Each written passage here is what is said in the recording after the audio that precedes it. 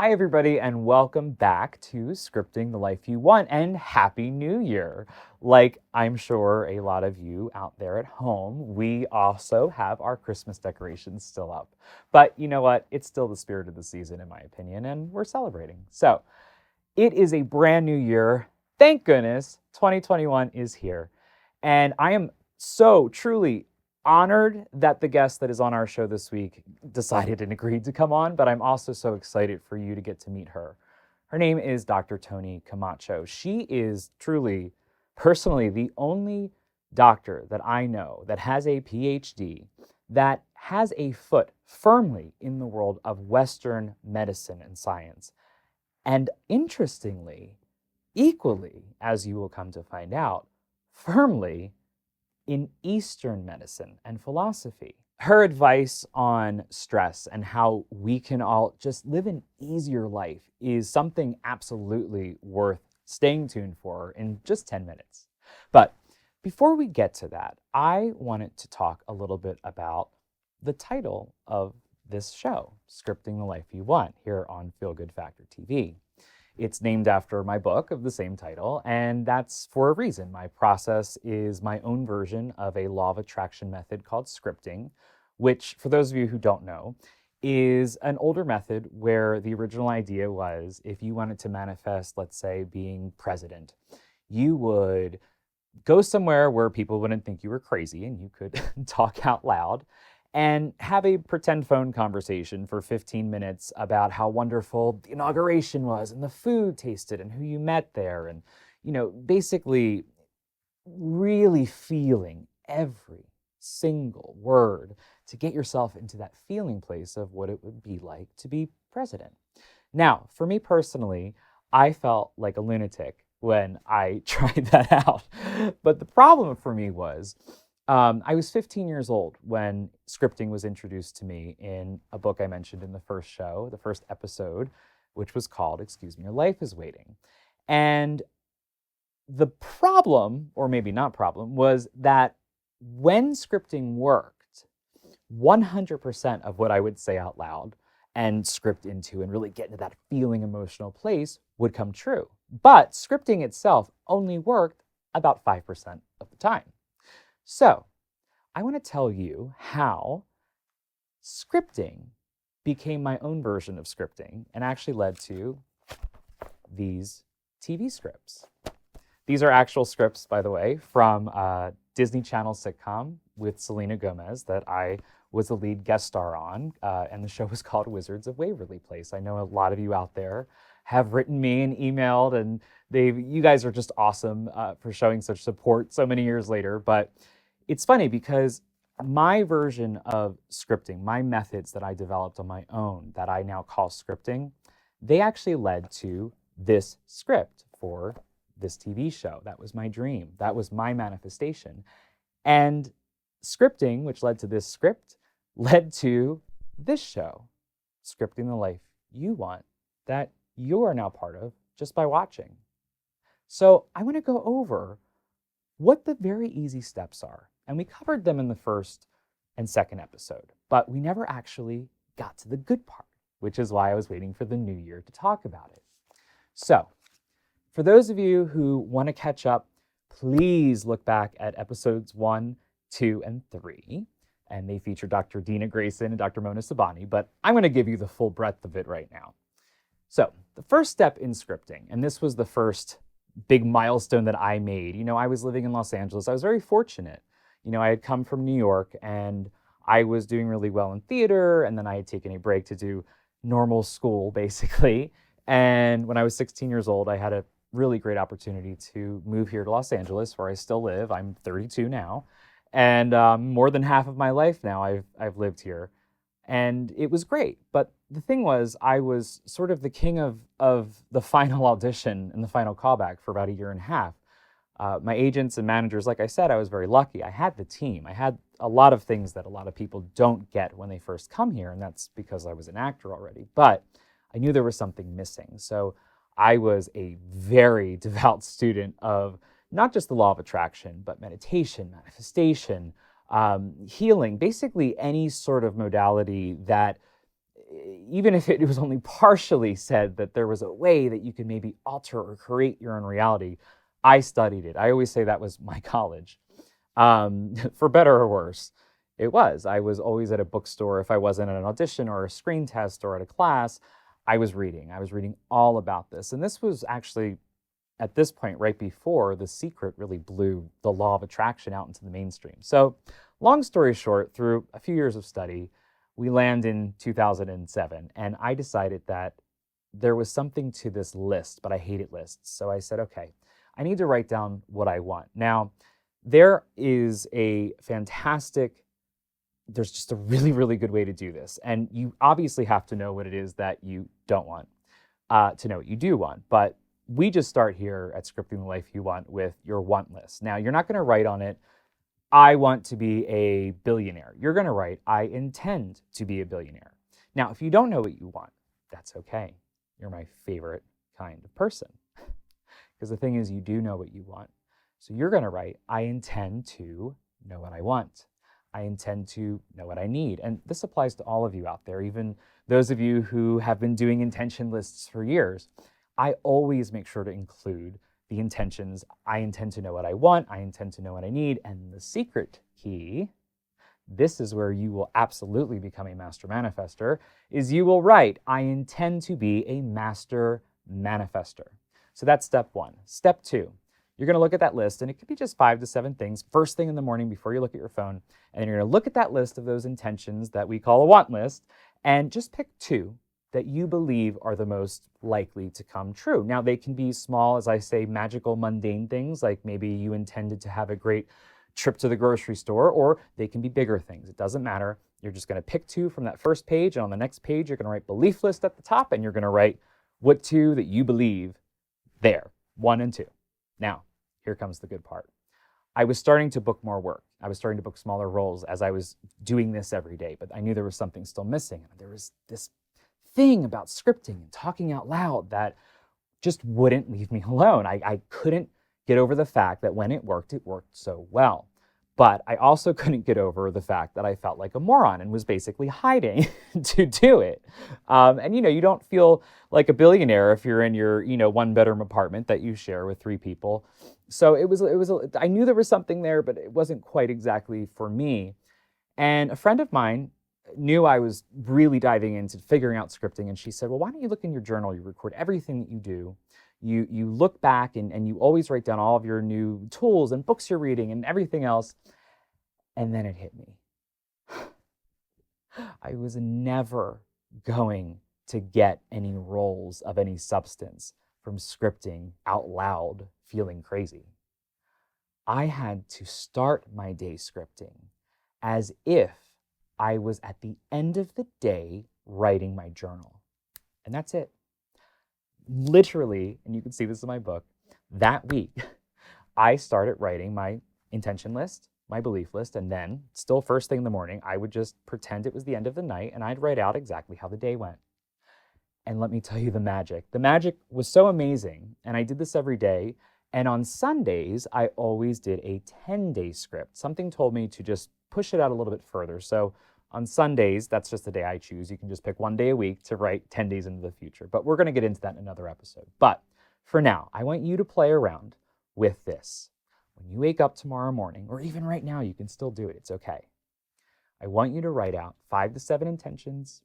Look at that list of intentions and say, what do I believe?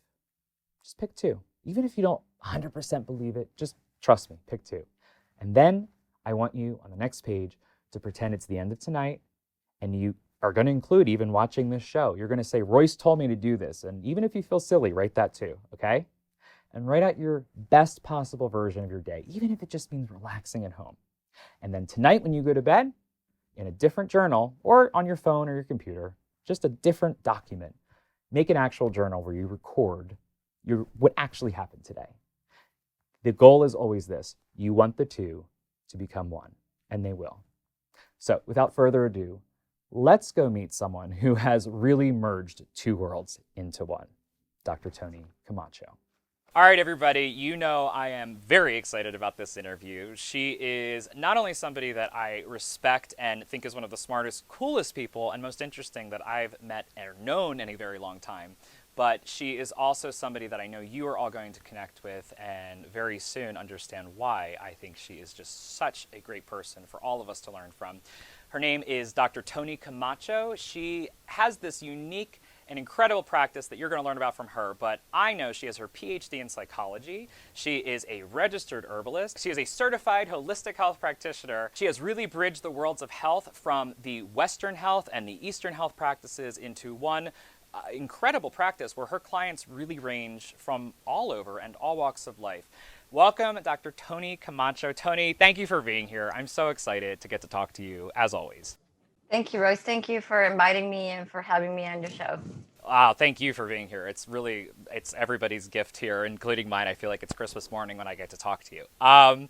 So tell us actually, in the intro I mentioned your clients. You have clients that range, honestly, from all ends of the belief spectrum, all ends, some are not into this idea of anything that isn't Western health or medicine. And you have ones that are the other way, that maybe are very much against Western health and medicine.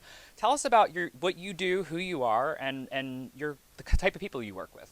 So I'm a holistic health practitioner and I study both Eastern and Western health, kind of bring them together because to me it's very holistic, those both approaches. One deals with a lot of science and the other one deals with more energetics and also just ancient medicine that has been proven like for thousands and thousands of years. And so I love that something that has been used for many years and has been proven and it works.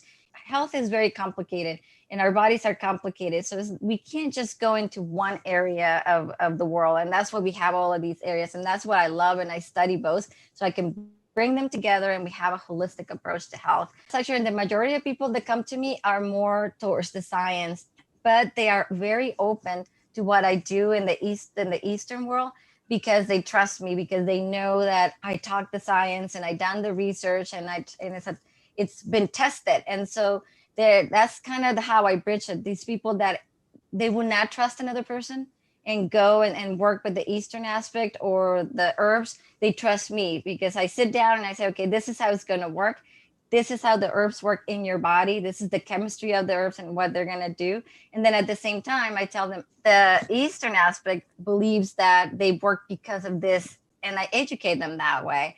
And eventually I build trust and they start trusting me and I can work with them and only the Eastern or Western, whatever is needed. In my opinion, brilliant minds like you, Dr. Toni, have this holistic. They see you see things from a more macro, from a global, if you will, perspective, which is just another way to say holistic, really, because you've studied both sides and because your interests have lied there, and that's where you realize, like you just said, it's all about balance. I know personally, I've had the pleasure of getting to work with you, and that's how you work, and you really do. I love that what you just said because she definitely walks and talks exactly as she does because, she will say, hey, what about this adjustment? But also from the Eastern philosophy, it means this. And a lot of times that's what makes stuff click. For me personally, and I'm sure with your other clients. Now, we talked about this before we started shooting because I think it's an interesting topic for people who maybe know somebody very on the edge or who doesn't, or maybe is going through some sort of health crisis or just some sort of very scary event or maybe just doesn't believe in anything Eastern. Do you have clients like that or dealing with maybe a major health issue, and how do you work with them? I do. There's a lot of clients that I have that meet that criteria. And I don't know if it's fortunate or unfortunate because I don't want to see people be sick to a point where, it's stressful. But a lot of people come to me when they don't know what to do. They're at the end of their rope. They have seen many doctors and many herbalists or other holistic, and they have, a lot of them are too extreme and they've just been pulled and they feel devastated at that point and they don't know what to do.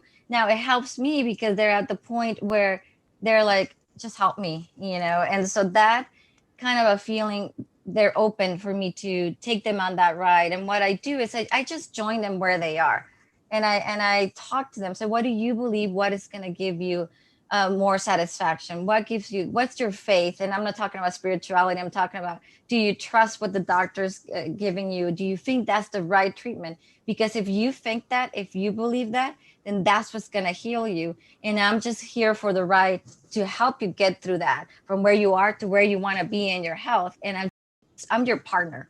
You're a support mechanism, like a team player. Exactly. So I'm not going to tell them, oh, your doctor's wrong. And that doesn't mean that I might believe that, but again, it's my belief, not the other person. And so I also don't humor them. If I see there's something that's going to be extremely done to them that is going to be hurtful, I tell them. But if not, then I just join them and I said, okay, what do you need from me? Do you need emotional support? Because I'm a counselor, as you know, I'm a psychologist. But or do you need herbs to help you get through this process? Because the herbs are going to support your body. We have a lot of herbs in our world that help you just balance your body, bring it back to health. And so you don't have to go to the extreme. I don't have to be the preferred treatment. I can be the supplement, or I could be the preferred treatment, and the conventional medicine can be the supplement. But together, we're going to get you to where you want to be, where you want to end up, which is happy and healthy. So we deal with the body first, and as we get that person healthier and feeling better, now we talk about the source, which it could be an emotion, it could be some belief that is in them, and we work through that. So the power of our minds and belief systems, especially just how our brain works in general as it relates to our physical world, is something that the PhD research scientists are in the labs developing studies and different techniques and even medicines. In the case of Dr. Dina, they're saying what you're saying, and you're the equally crucial part of that medical doctor PhD world, in my opinion. And you're saying the same thing that the metaphysical people are saying, and the very spiritual guests we have, and anybody out there who's watched the last few episodes would know that. So could you talk to anyone watching, and I'm curious too, about our minds and our belief system, because you do have this unique and rare ability where you understand both sides, and really that means both types of people watching this show. So what can we understand and take with us that we maybe don't really recognize about our brains and how much it does impact our physical?